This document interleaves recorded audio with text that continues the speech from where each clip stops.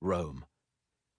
The question is, how instrumental was Cleopatra in making this process possible and indirectly allowing Octavian to be the only one left in power? As you will see, very much so.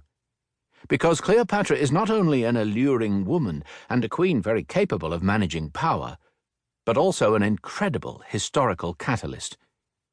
Your journey through this book will take place in the extraordinary framework of classical antiquity against the backdrop of 3 continents, Europe, Asia, and Africa, from the River Nile to the mountainous expanses of Armenia, from Cleopatra's palaces to Caesar's home, from the lighthouse of Alexandria to the Roman Senate, from the Greek coast to the arid areas of the Middle East, and it will transport you for thousands of miles, crossing the Mediterranean many times.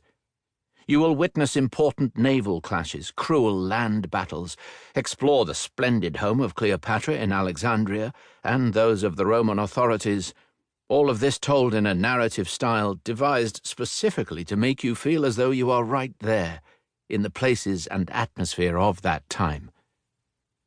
This journey has involved the careful consultation of a great number of materials and sources, from essays written by modern historians, experts, and scholars, to texts by ancient authors and descriptions of archaeological findings.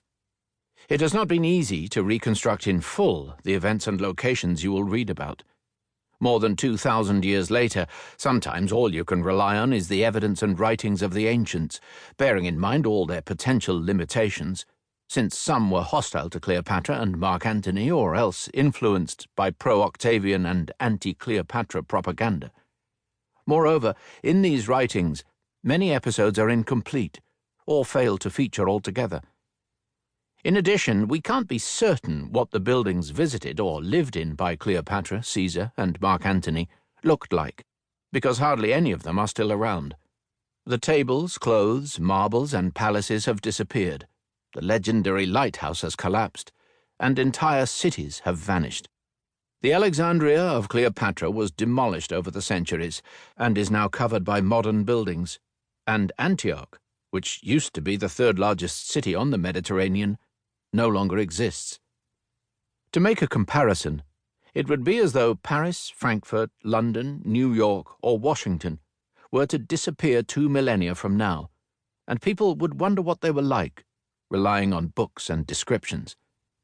We don't even know what Cleopatra really looked like. So what can we do? We can take the only possible approach. If reality has gone, we can make plausible reconstructions based on what we know about that time, on archaeological data, and by making use of the advice of contemporary historians. All the fictionalized parts in this book are based on faithful historical reconstructions of the locations and customs of the time.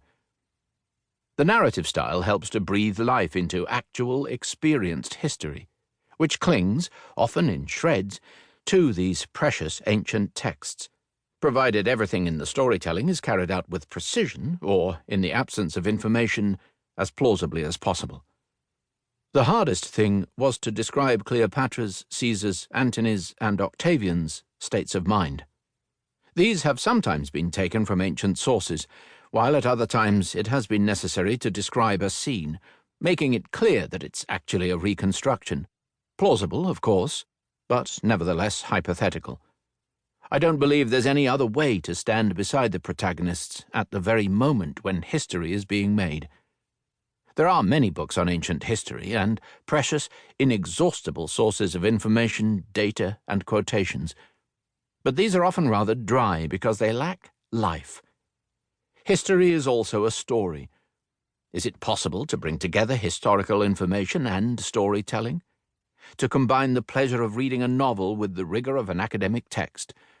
I'd like to think so, and have tried to do something different with my book, to breathe life into history, and create a piece of work that provides information using a different way, in a style akin to, and certainly not intended to replace, the classic books on ancient history. I take full responsibility for any potential errors, but the opportunity to stand next to Cleopatra during the crucial moments of ancient history was not to be missed. Enjoy the book.